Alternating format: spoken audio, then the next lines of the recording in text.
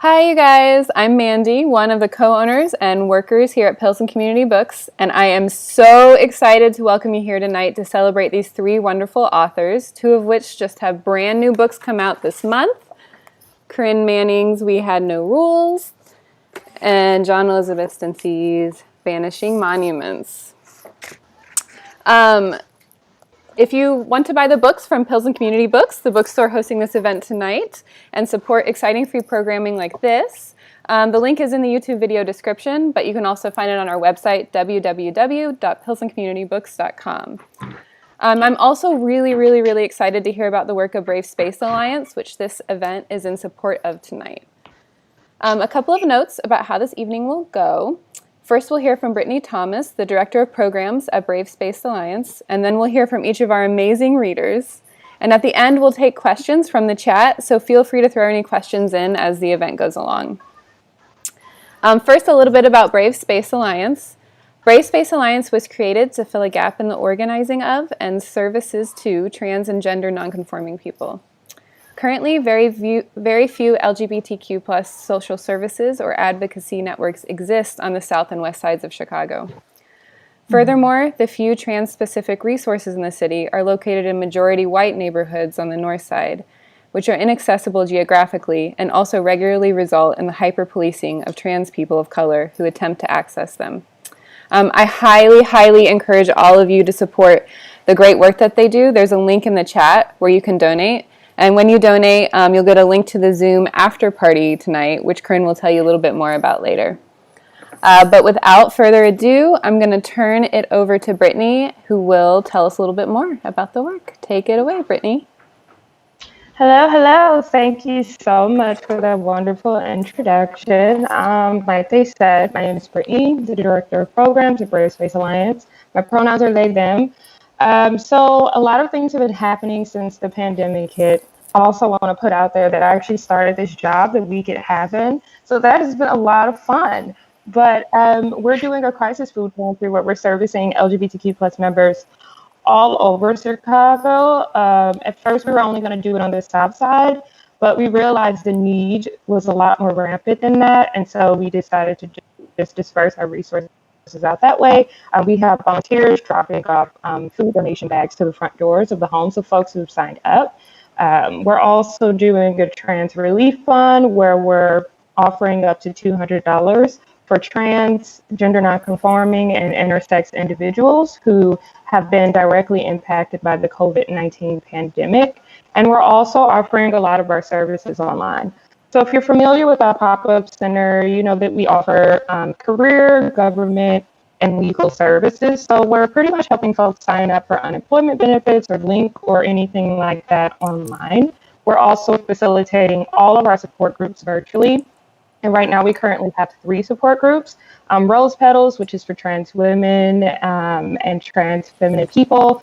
Boy Talk, which is for trans men and trans masculine people, and then Fluid AF, which is for our non-binary folks in our community. And that is our newest one. Let's see. I think that's it in terms of everything that we're doing in regards to the COVID-19 pandemic. If folks have any more questions or if you would like to know about a little bit more about the work that we're doing, you can visit our website at bravespacealliance.org. And just explore it there. But if you're more interested in the COVID-19 work that we're doing and how to donate, you can visit the COVID-19 tab on our website. Yeah, that's all I got. And thank you for having me. Thanks, Brittany. That's awesome. And thank you for all of the great work that you do in Chicago. Like I said, that's the important work, and we're all so grateful for it. Thank you. Thanks for coming. Yeah, no worries. I'm going to hop off now, but you all enjoy the rest of this event. We will. Thanks. Bye. I am so excited to introduce our first reader, Carley Moore, the author of this great book out last year from Feminist Press, one of my favorite presses. Carley Moore is an essayist, novelist, and poet. She is the author of 3 books, the essay collection 16 Pills from Tinderbox Editions in 2018, the young adult novel The Stalker Chronicles from FSG in 2012, and the novel The Not Wives from Feminist Press. Her work has appeared in the American Poetry Review, Brainchild, The Brooklyn Rail, The Establishment, Guts, The Journal of Popular Culture, Nervous Breakdown, Public Books, and Vita, Women in Literary Arts. She is a clinical professor of writing and contemporary culture and creative production in the Global Liberal Studies program at New York University, and a senior associate at Bard's College Institute for Writing and Thinking. There you go. Take it away. Here's Carley. Thank you so much. It's really great to be here in support of two great organizations and in support of two authors who I'm just getting to meet tonight and whose work I'm really excited about. So I'm going to read from the beginning, two beginning parts of the book. So the Not Wives is set, I won't say very much because I don't think you need to know very much, but I think novelists are really obsessed with setting things up. So I'll just do a tiny bit. The book is set in 2011 during Occupy Wall Street, which is, of course, a really transformative moment, I think, in American politics. And three characters, all queer, three women. Stevie, the protagonist, her best friend Mel, who's a bartender, and Polly, and a homeless woman, Johanna, sort of all intersect through Occupy Wall Street. And then I guess their lives are forever changed. It's been interesting reading from the book during COVID, and also I live in New York City, and a lot of the book is, it's all set in New York City. And yeah, I think Occupy was a very optimistic time. I really want to return to, I don't want to say I want to return to optimism. I want everybody to have the feelings that they want to have, but I like thinking about communities and small collective spaces and what people can make. So I'm going to start with a chapter called The Wives. The wives were at work. They had jobs in publishing and marketing. One wife was a doctor, another was a lawyer. The wives were stay-at-home moms. The wives were tired. The wives were so busy and so bored and all at the same time. They worked their co-op shifts and they started co-op nursery schools. The wives were curious about the lives of other wives. The wives did not care about the other wives. The wives wanted a different apartment or they wanted new tile in the bathroom. They definitely wanted laundry in the building if they couldn't have it in the apartment. Some wives wanted to move to Maplewood. The wives complained on the playground, mostly by the sandbox and at the kiddie swings. There was something about the repetitive motion that lulled them into revealing things. The wives had picnics in the park with their children on blankets with cut-up fruit. They put sunscreen on everything. They loved an outdoor concert and a glass of rosé. They demanded brunch. The wives were surprisingly fit, although most of them felt fat. Some wives were 15 to 20 pounds overweight. The wives had their dreams. The wives were writing it all down, in notebooks or on the backs of receipts. A lot of the wives were writers who didn't make any money or teachers who made a little bit of money. Some of the wives were rich. They had trust funds or inheritances or parents who gave them down payments and cars and tuition for private elementary schools. The wives had their dreams. The wives loved their husbands, but they had crushes on their therapists or their baristas or one of the stay-at-home dads or the artisanal cheese vendor from upstate who they saw at the farmer's market on Saturdays. Some of the wives were queer and missed their girlfriends. The wives were shy. The wives just couldn't shut up. The wives were on BuzzFeed or Facebook or Snapchat or whatever. The wives had their own stash of porn. Some of it was still on DVDs. It was private. Some wives were worried all the time about vaccines and benchmarks and climate change. The wives did yoga and Pilates. It was never enough. The wives wanted another baby. The wives were infertile. The wives did not have babies, but they thought they should. The wives were at home. Some were at bars. They had their suspicions, but they kept them quiet. And then I'm just going to jump ahead and read another short chapter, and then I'll pass it on. This is called Carjack, and this is about Johanna, the homeless punk girl that Stevie meets in the park. Carjack. The first time Johanna was 10, and I should give a content warning for, sorry, I meant to do that. I want to give a content warning for sexual assault. The first time Johanna was 10, her mother's boyfriend, hands underneath the one warm blanket she'd snagged for herself, a gift from the school nurse from Walmart, the Buffalo Bills logo. As if she didn't know or wouldn't tell. Go away, she yelled at him in the dark, and he told her to shut the fuck up, but he left her room. Her mother, hungover and bitchy the next day, made it clear whose side she was on. Don't be a little flirt, she said as she ashed her cigarette into the garbage bag by the front door and missed. For the next week, she set up booby traps, tied twine to her door handle and attached it to a pan so she'd wake up, shoved books against the door, and later one of the mismatched chairs her mother pulled from the dumpster behind the office complex in town. It was just a matter of time. Their cabin didn't have enough walls, and the walls it did have were drafty. It was more shack than cabin, really, but she and her mother pretended it housed them. Deep in the Pennsylvania woods, inside felt like outside. Squirrels and bugs came in and out as they pleased. She kept a snake in her closet for a while until her mother found it and screamed at her about filth and a sidewinder that almost killed her when she was a kid in the Utah desert. Her mother had run away from her Mormon family, and that act had first saved and then ruined her. So when he came back for dinner a week later, she lit out while they made their way through a case of beer on the porch, crawled out her one window and ran through the woods until she got to the neighbor's house a mile away.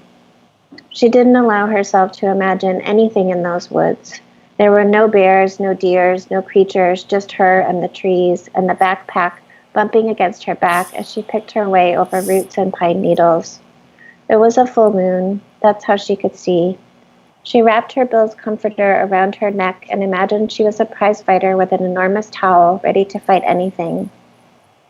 Johanna knew they kept the car unlocked and parked behind their house. It was blue and big and smelled like 1,000 cigarettes. The back door stuck, but she yanked it hard 3 times and she was in. In the morning, a woman opened the door and sighed, "Oh, honey," and then she was gone again. To call her mother, the police? She hadn't gotten far, but maybe she'd proven a point.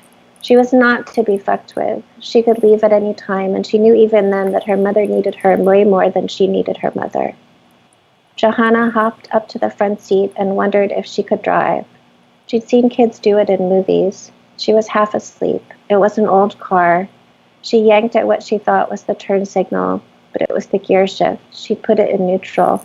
The car started to roll down the driveway and toward the busy road below. She panicked and pulled at the doors, but they wouldn't open. She pressed the pedals on the floor, but they did nothing. The car kept rolling, picking up speed. The driveway was long. The gravel crunched underneath the car's tires. "Help," she called out, still yanking at the door handles. "Help," this time louder and more urgent. The car zipped by, and then a dump truck. The woman's husband ran out of the front door and toward the car, shouting, "Get out, get out." "I can't," she shouted back. He caught up to the car, pulled hard at the door handle, and jumped in next to her.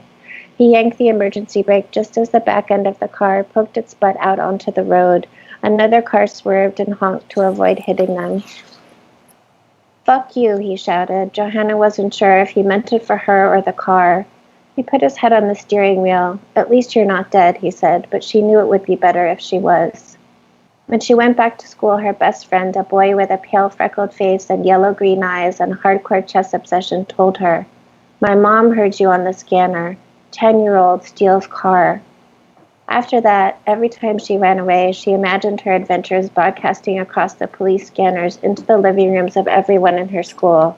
11-year-old hitchhikes to next town over. 12-year-old gets caught shoplifting condoms and tampons 60 miles from home. 13-year-old picked up on possession in Pittsburgh.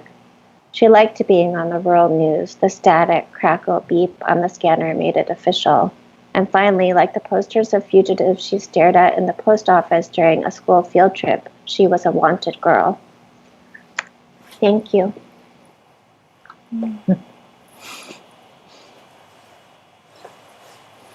Thank you so much. That was amazing.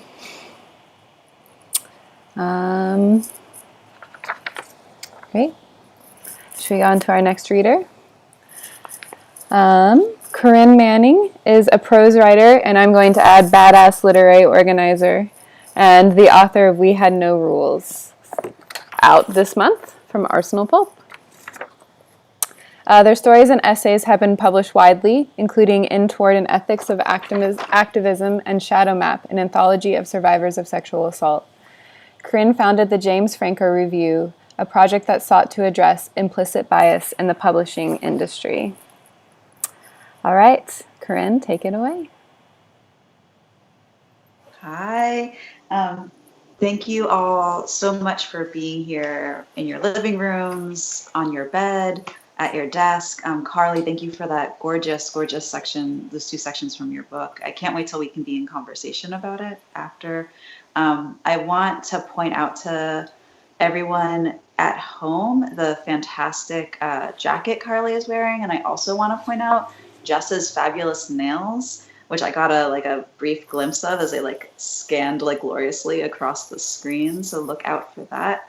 And I am, Mandy, so grateful to you, so grateful to Pilsen Community Books, and really grateful to the Brave Space Alliance. I'd heard from friends who had been getting a friend who had been getting support from them, and I am really grateful for all the work that you all are doing. It's an exhausting time, and it's just I think these the work that all these community organizations and activists are doing I think they're the things that are kind of keeping me going and keeping me vibrant. And so I want to offer that vibrancy out to all the workers there, and everyone who's getting support from them. And so donate to them. And as an extra bonus, a really fantastic DJ Onesie, aka Markeith Wiley, who's a fantastic performer, is going to be DJing tonight on Zoom, and it's going to be really good. And here's one of the things that they promised, is that they have a really sick setup, and so there's no delay. And so when we're bouncing in our squares, we're all going to be bouncing at the same time. And I guarantee it's going to be great. So the link and the password should be in the chat. The password is Pilsen's because we made a mistake, but it's all good. And I'm going to read a short section from a story called Professor M. And I don't know if for those of you who had maybe queer theory professors who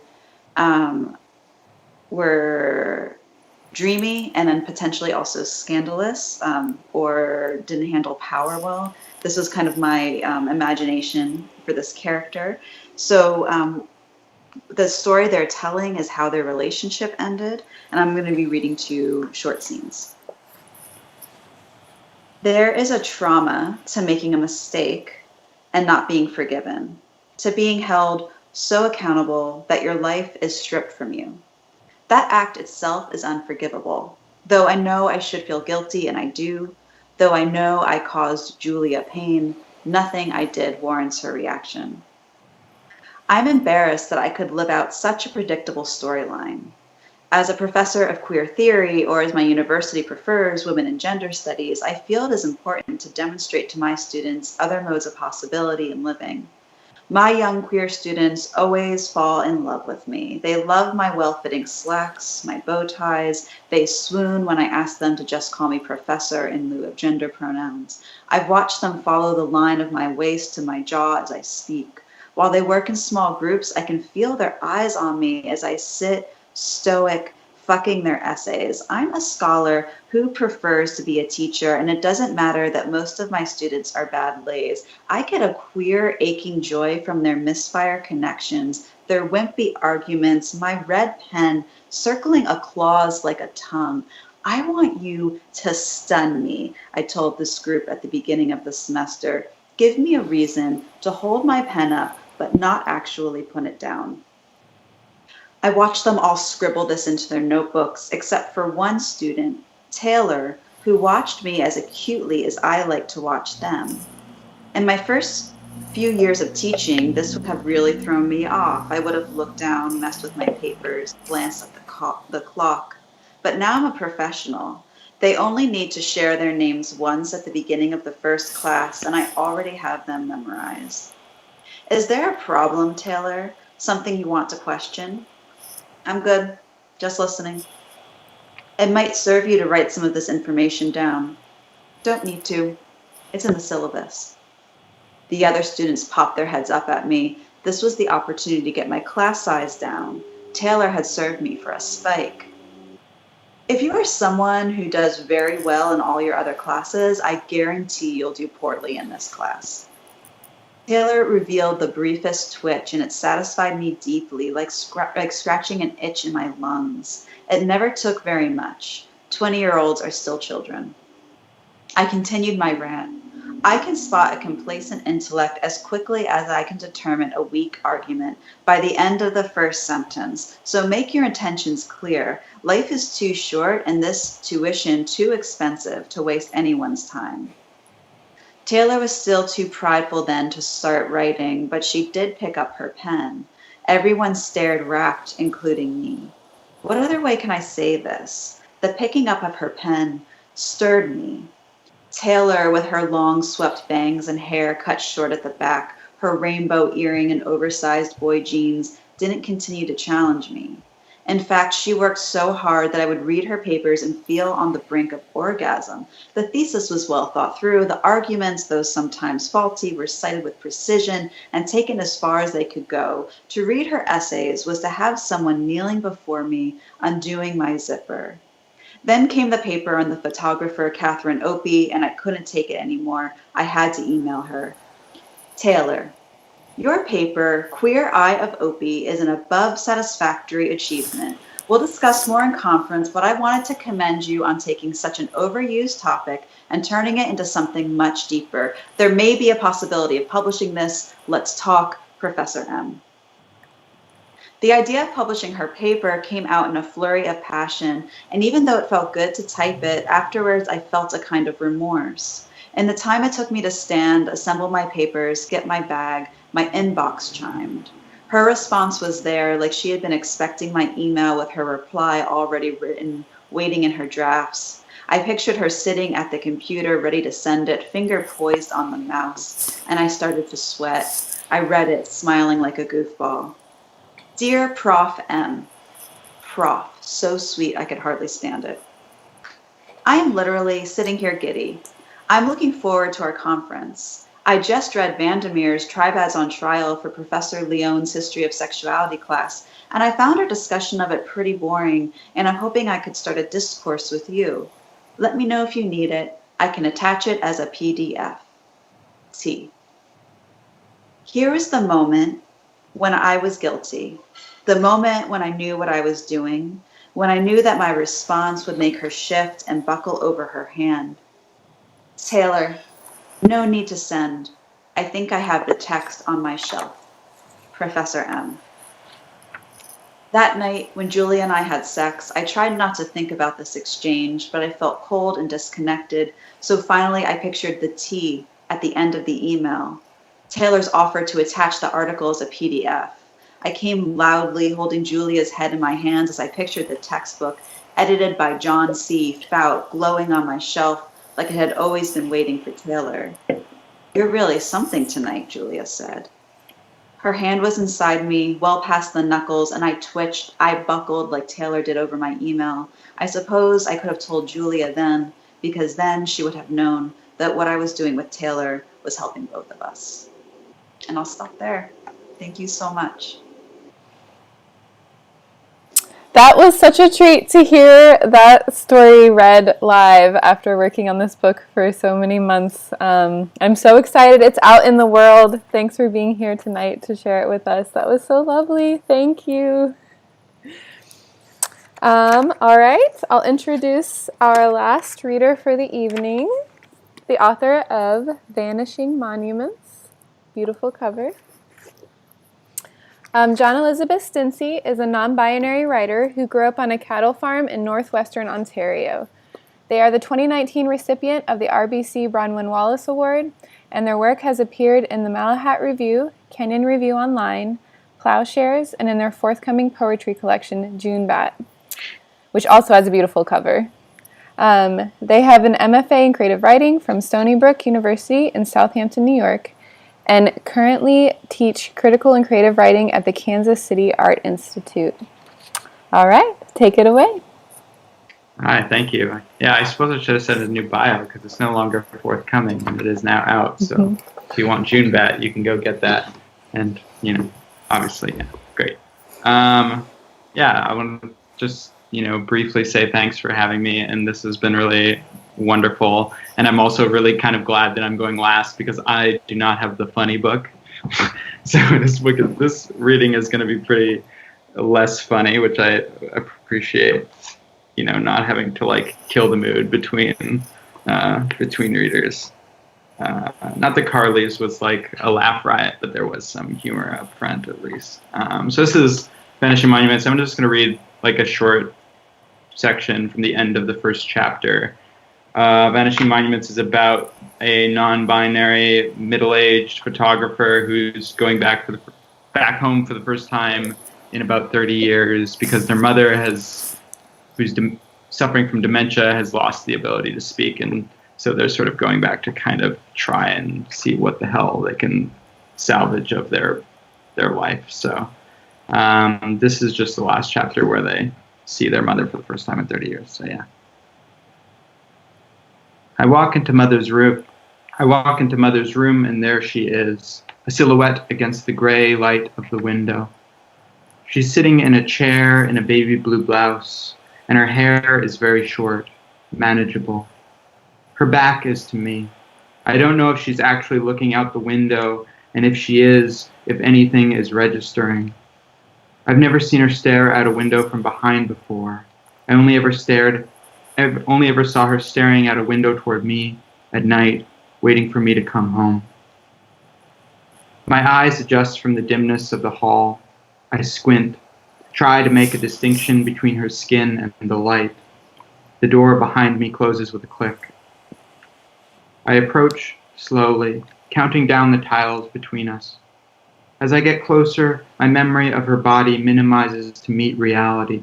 She's so small. Her shoulders are like wire clothes hangers, her wrists like thumbs wrapped in wrinkled pink leather. Her scarred hands are two collections of raw, bubbled webs. They are wriggling on her lap. The only part of her that's moving. When I stand over her, I can see that she's wearing a restraining belt that keeps her from getting out of the chair. I stand over her for a while, taking her in, fascinated and hurt. Time has brittled her.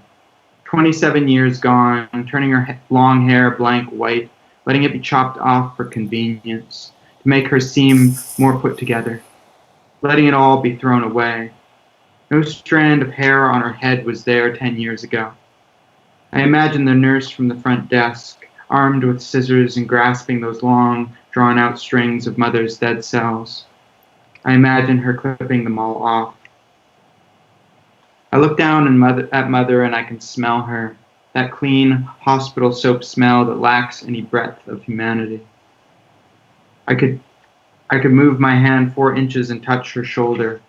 Just 4 inches and I could break through decades of gone. I don't move. I stand in her soft shadow and forget completely what she used to smell like. I muddled as to how precisely her hair used to tumble down her back. Suddenly unsure what color her hair used to be. Standing near her like this, silent, I hear my heart beating and realize the cacophony of her voice is gone. Mother's old camera hangs off my neck. In the perfect dark of the camera's head, the film stands dormant. The camera's eyes jammed shut, capped, and collapsed into the body. The camera is a promise weighing down at my belly, the thin leather straps digging into the sides of my breasts. As I breathe in, the camera gets closer to Mother. As I breathe out, it gets closer to me. 4 inches. I step back, quietly, even though I'm sure she can't hear me. I'll come back tomorrow. Someone in this body will. I turn and walk back toward the door, and as I go, I can sort of remember her again. As I near the door to her room, I remember my little hand buried in her tight palm. Remember walking back from the liquor store with an empty wine box on my head. As I get back into the hall, I remember the smell, just a little, of chemicals and sweat and her when she came out of the dark room, exhausted but sometimes smiling. The dark room where faces bodies, and angles began to appear on wet, blank paper. At the nurse's desk, I somehow tell her, "Mother is asleep right now," and make for the door. Mother is asleep, her eyes open. She's enjoying letting the day into her head. As I step out of the door into the cool air, I remember when the car stopped outside our house that morning and they carried Mother in, the man from Selkirk and Tom, to the bed where she would mumble. I remembered the heat of the sun on my skin as I stood there on the lawn and watched. I wasn't wearing shoes. The dew was nearly gone, but the grass was still cool. I could smell it. Mother's hands were limp, and one of her slippers sat empty on the sidewalk. The light rising in the gray eastern sky is a false prophet. I get in the car. My bones fit back into the lumps of the seat better than they fit my body, as Mother's camera floats on the waves of my uneven breathing.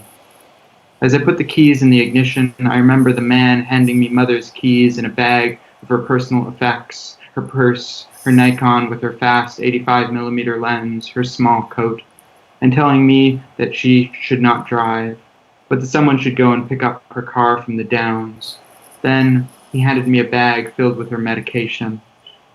I turn on the ignition, crank the heat, and drive, slowly, out of the lot and toward her house, away from the home where Mother is unaware that I just stood behind her, that I was only 4 inches away from her. I pull away from the home, south, toward the place where I grew up and ran from, the dark from which my light thirsty stem grew wide, seeking the warmth of the sun.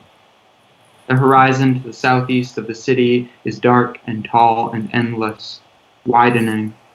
The waters of the Red and the Assiniboine are high enough, but more rain is still coming to drown us out. History is, too. Thank you. Thank you. That was also beautiful. I would love to hear from the three of you. I'm going to put you all on the screen, and I will let you talk a little bit if you have questions for each other first, and then we can take some from the audience. Does that sound good to everyone? Yeah. Great. Yeah. Okay. I'm going to put everyone on the screen. One moment. All right. You're all together. Thanks again. That was so wonderful to hear from all of you.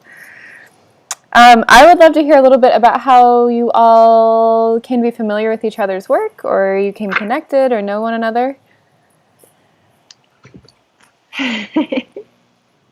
Who should start? I know. Corinne, should you start? Because you brought us together, right? Sure, yeah. Well, Carley, I think when the Not Wives, right before the Not Wives came out, Matilda Bernstein Sycamore, who's a friend of mine who you read with, called me and she was like, "There's this book out, and I think it's like there's a way in which your books are in conversation. You need to read it." And so then I read the Not Wives and was like really excited about your work. And so that's how I came to know you. So I got to know you before I found you on social media. and Jess and I are press siblings. We're both through Arsenal Pulp Press. Yeah. And I'm just meeting John Elizabeth for the first time tonight. So I can't wait to read both of your books. I'm so excited. Also, my middle name is Elizabeth, so I feel a Carley Elizabeth and a John Elizabeth, so I feel Elizabethan connection. Yeah. No, that's awesome. Yeah, I only know Carley through this event, so I'm very excited to get to know her work. But I ran into a Corinne story, I think, years ago, and then I didn't know that then suddenly they had a book coming out with the same place that I was having a book coming out, and I was like, this is awesome. So yeah, that's my story. All three of y'all are published by such great indie presses, who I think are doing some of the most exciting work, publishing some of the most exciting work out there. Arsenal Pulp, Feminist Press, they're all amazing. would y'all mind telling me a little bit about your journey to being published, and how you got here, I guess?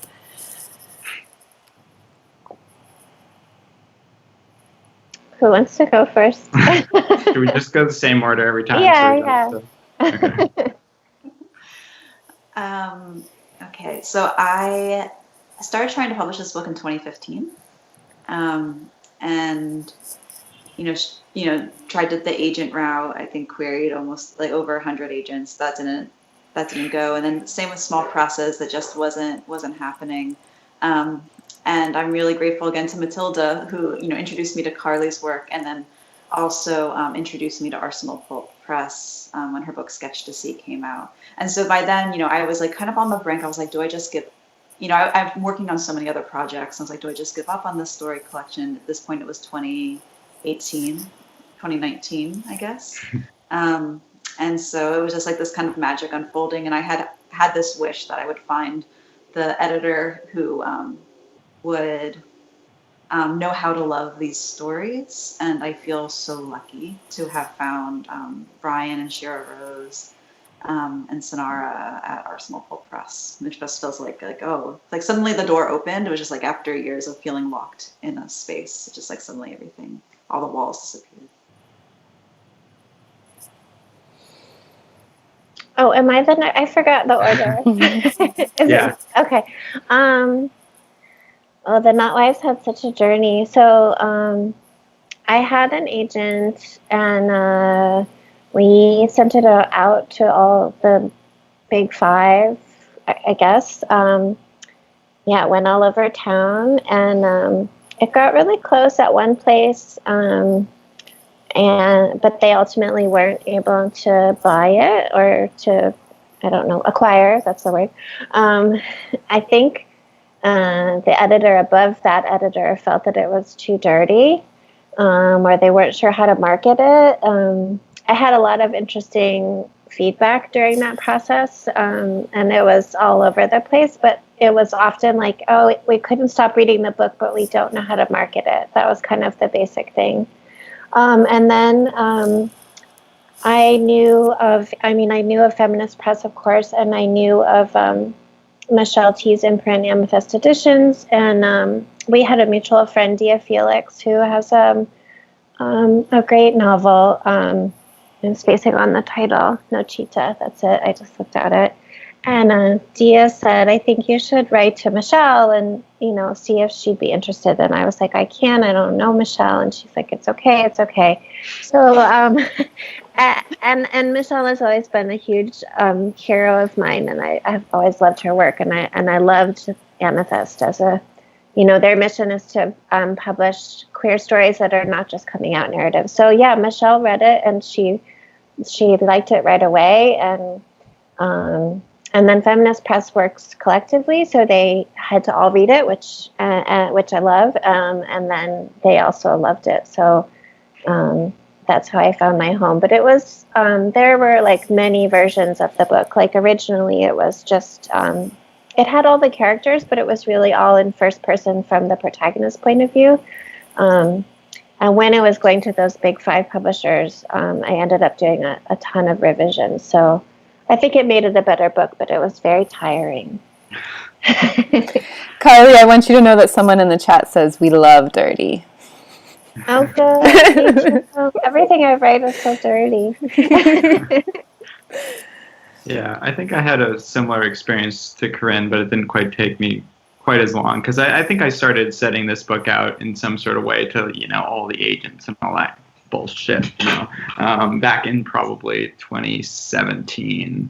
And it was also, I think, an evolving process of revising the book as well, as I was getting rejected and disinterest. I mean, I had some nice responses from agents, but I think it was sort of a similar thing where they're just like, what are we going to do with this, like, moody, depressing trans book? I don't know. So and eventually I was, sort of growing tired of that, and I started to sort of send it to the smaller places.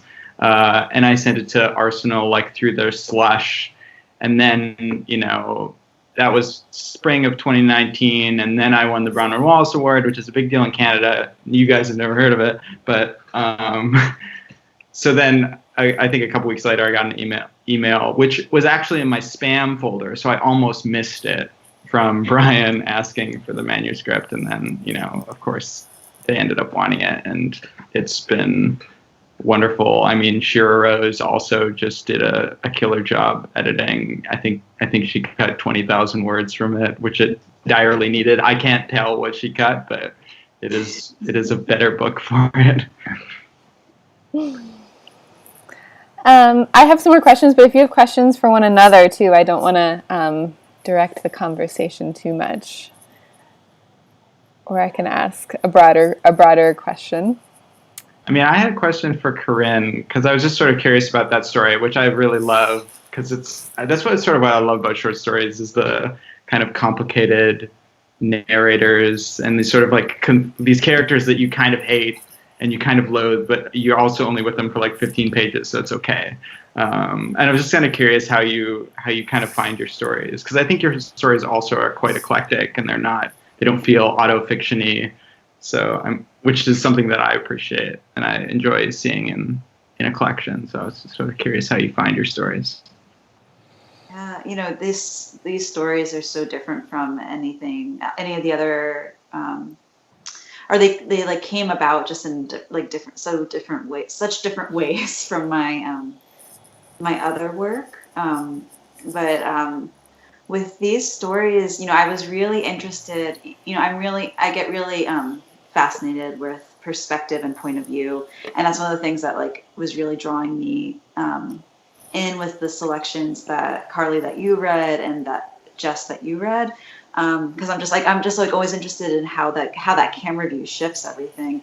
With these stories, I started kind of just really focusing in on the first person point of view, and felt like I could find a voice. Like it was just like this way of like getting really quiet, and then I would find a voice. And I had a lot of constraints with these collections because I was trying to see what happens when you put, you know, queer characters into these typical story frames that hold white middle class characters, and then what does like, you know, how does satire come about? Like what gets revealed? How do they erase themselves in the process of telling a story because of the form? And so I had a structure where I had to sit and write from the beginning to end. I was, you know, especially with Professor M, I was definitely like trying to mimic a John Updike structure. But like, I think like, kind of like I was in this habit of just writing in first person voice over and over and over again. And that's kind of like how I like, once I find the voice, then I can kind of find the story. Yeah. I'm curious, like with the three of you, like how do you kind of work with perspective and point of view? Like Carley, I love how you have, you know, this the first person plural, yeah, and then the, you know, third limited, and so like and I feel like Jess, you also have like a really tight third person limited point of view throughout Vanishing Monuments, except with the exception of the lyrical sections. Yeah, and I would love to hear how you guys go about that. Carley. Okay. And then I have questions for both of you also, but well, I think I mean, first person is kind of my most comfortable point of view because I'm also an essayist and a personal essayist, so it's very easy for me, not easy, but it's just more natural for me to kind of slip into first person even when I'm not really writing about a character that's very close to me. So one thing that was really good for me to learn, that I really did learn how to do in the Not Wives, is because, you know, you heard the Johanna chapter and then the Mel chapters, those are all in third person. And I kind of, in doing that revision, and as I said, they were characters in the book, but they were all originally through Stevie's perspective. And so one of the revisions I did was to really give them their own arcs and stories fully, and to put them in third person. So I really didn't understand third person until I did that. Like I think like many of us, I have I have a couple of novels that are done, but have just never really gone anywhere. And I did a whole YA in third person a long time ago, and I just couldn't get close at all. Like, I just didn't get it. Like, it was really distant and submerged, and not in a good way. So, I think it's been really fun for me to learn third person, but it's not my most natural thing. And the thing I'm working on now is much more autofiction-y again, and sort of first person, which I'm trying to just accept. Nothing wrong with that. Nothing wrong with that. Yeah, I think I'm very, naturally drawn to first person as well. I think partially because of the challenge of trying to make people sound different. Most of the novels that I've written have been first person, and I mean, Vanishing Monuments is a very sort of weird, like, it has some second person elements that are sort of still not second person though, because the you is Alani, the main character. So it's very, I think it does play with perspective a little bit, but I think for me, I'm just so interested in voice, and it's so hard to, I think, get that in third person. I just finished a draft of a book that's very third person. It's very interesting trying to negotiate the difference in that. Like, the voice there is like, it's the voice, it's sort of an overarching voice rather than a like, it doesn't feel like it kind of like jostles with the story as much, which is interesting. And I think it just depends what kind of story you're trying to tell, but I think I'm usually trying to really get you inside someone's head and like feel really immersed, and I find first person is a really effective way to do that, so I tend to lean that way as well.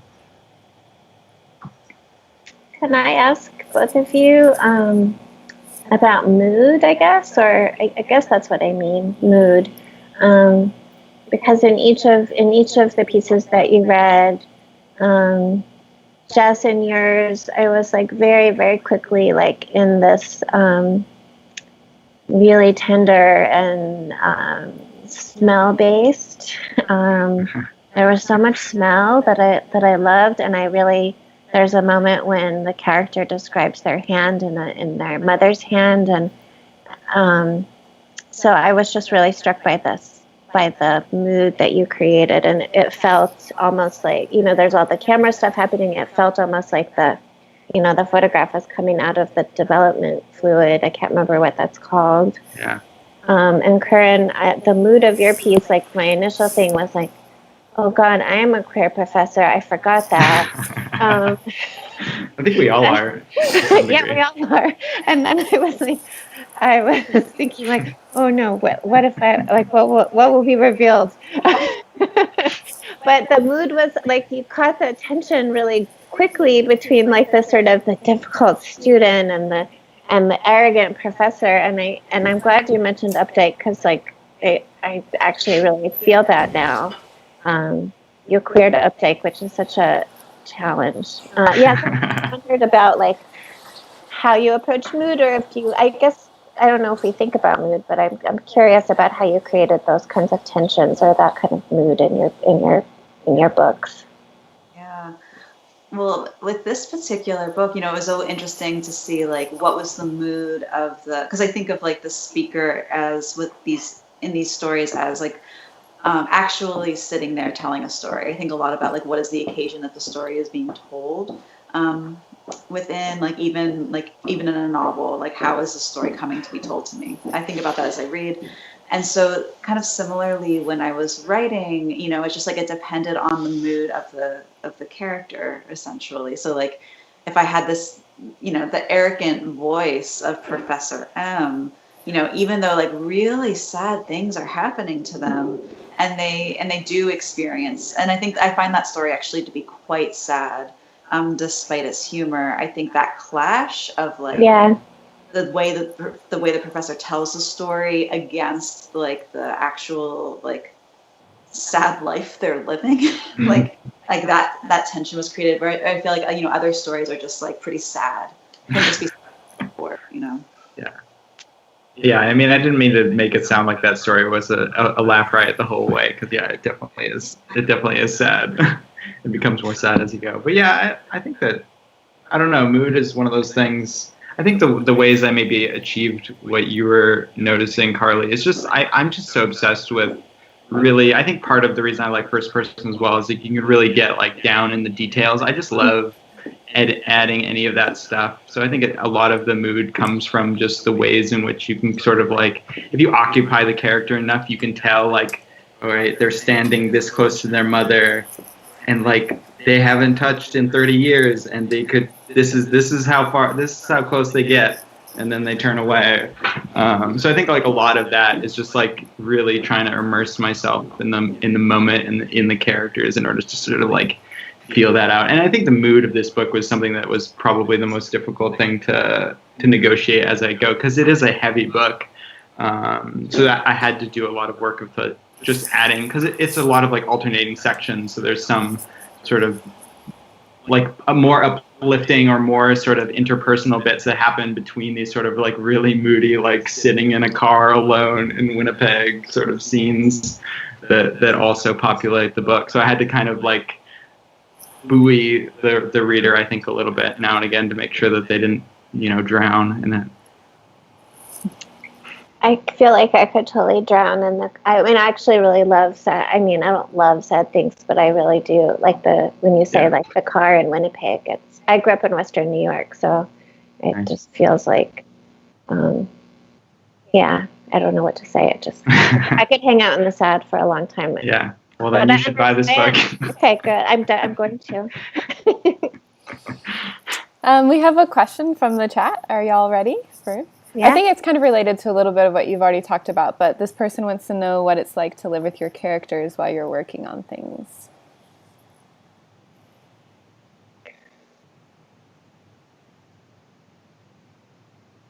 I don't even know what that means. I don't know. I think I find writing very comforting in terms of like just making life easier. That's sort of the thing I've turned to during this pandemic, honestly. Like as soon as my tour got canceled, I was like, I guess I'll just write. And I just, working in a novel and being with all these, which is the novel that I've just finished a draft of is like a really angry and frustrated book. Like it's not like the most, and it's kind of apocalyptic in its own way. So it's not really necessarily like subject wise like that happy, but I feel like, I don't know. I always find comfort kind of like existing partially in someone else's life. I don't know why exactly. It's just how I'm best live. My best life is mostly lived through other people. I want to second that. I have also been writing quite a bit during the pandemic, and writing very much about it. And it's been really important for me just to be able to keep track of what I see in New York and what's going on around me, and the sort of ghostliness of things. In terms of, I think in the beginning, when I'm first like making the characters, like the first 50 pages of something feels a little tenuous for me, and I feel sometimes kind of far from the characters, and then usually when I think around 30 or 40 pages or 50 pages, then I start to feel like I know them better. But I also really try to, I think a lot of writers say this, but I try to really just kind of let them, like, I'm not a big outliner, so I'm not an outliner at all. So I really just try to let the characters kind of, I see what will happen. Like I try to be really open to whatever actions. I guess I'm coming up with the actions because it's my brain, but I do sort of feel like they start to, I start to dream about them, and like I will sometimes wake up with an idea for a next scene, and I think that's when it's really fun. And then I feel like, I see this person on the street, or sometimes people are just, of course, based on people I know or people I've seen my whole life. So. Yeah, I feel like, there's been so many, I guess there's like two main things that I feel like I experience with characters, and at least with the characters in these books, for the most part, it was just like I would be like immersed, like I would kind of like, as I would be writing, I'd just kind of be flooded by them, and then they kind of just like hung around, but they weren't like, actively haunting me, except there were like in the story collection, there's a character who we see first as a 16-year-old and then as someone who's middle-aged. And I had to go back to that character because there's something that like happens it's in the title story, We Had No Rules, that it's like a kind of an uncertain sexual encounter, whether it's unclear where consent lies in that. And then there's the way that kind of continues to haunt them in their life and the way they enact, I guess in the way in which they don't understand the difference between care and harm later in life. And so there was a way in which like that was unresolved, and I had to return and write another story about them. And similar with, there's a mother character, or there was a story I wrote that had a mother and daughter character. And it was just so, for me, I felt so unresolved about the mother character. And so I had to give her own, I kind of just like, this is like, can I find her voice? And I did. And so to me, that it's kind of like the thing I'm always thinking about is like, how do I show all of a character, especially in first person, when like, you know, we're so limited to how they see themselves. So how do we translate all the complexities, all the goodness and all the badness of who a human is? And so I think those are the ways that like I kind of work when I think about living. I guess that's how I'm approaching this question, is like, what does it mean to live with my characters while working? Yeah. I think I always try to find ways that I can make characters overlap with other things. Like there's a character who's like pointless kind of in this, or like it's not even a character, but there's this one artist in Vanishing Monuments who isn't present at all, but his work is. And he's just like in this other story that will be out in like Ploughshares this fall. But like, it's just like, I just was like, oh, this is a fun way to like make this like universe wider. I don't know. I really get excited about that sort of stuff. Yeah. That's like special treats for readers who like keep following your work, is to have, to have this artist appear, in a small way in the book and then be, then they have their own story. It's fun. Well, I think we're coming near to the end of our time together, which I'm muted. very... Oh, thank you. Knew that was going to happen once, at least. I had to. Thanks for the backup there. It's hard to have a thing without muting at some point. I think we're coming to the end of our time together, which makes me sad, but I'm also really excited for the dance party afterwards. So I'm going to ask the standard question that's asked at almost every reading, and I know y'all have all mentioned that you've been writing during this time, but if you want to share a little bit about what your next project is or what it is you have been writing, I would love to hear it. Corinne, you go first. Yeah. I've been working, so I have a novel that I've been working on since like 2007 that like haunts me. I'm not going to talk about that one, but I'm working on, I've been working the last like about 2 years. I've been working on a work of autofiction called Dirty Joke, which looks at abuse in Italian-American families and kind of looks at the what I consider the dual diaspora of healing from childhood sexual abuse and immigration, and how those different worlds overlap. I'm also doing autofiction right now. The thing that I was mentioning before is called Panpocalypse, and it's about a queer woman who gets a bike and starts riding, and she's also disabled, and so it's a big deal for her to have access to this bike and to be able to manage it somewhat. And she starts riding around the city during the pandemic and sort of looking for her lost queer lovers and envisioning sort of alternative underground queer spaces. I want it right now. I will be able to tell everybody really good things about it soon, and you'll get parts of it sooner rather than later, is what I will say. Wow. I've been working on a few different books. I just finished a draft of a novel, and now I'm working on jumping back into sort of a novel that's actually connected to Vanishing Monuments and is part of like a wider project, because obviously I can't just have this other story. I mean, it was actually originally, like the novel originally was like 4 novellas, so I've just sort of expanded some of the others into their own novels. So this is the one I'm working on right now and trying to jump back into is the second of those. So that's sort of the exciting thing, I suppose. Yeah. I can't believe you have 4 novellas. Oh my gosh, that's so exciting. Yeah.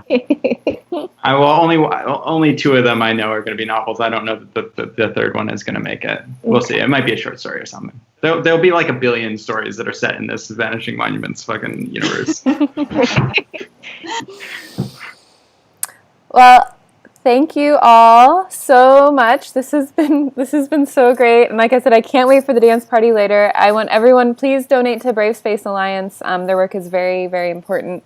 And again, I want to say congratulations to Jess and Corinne.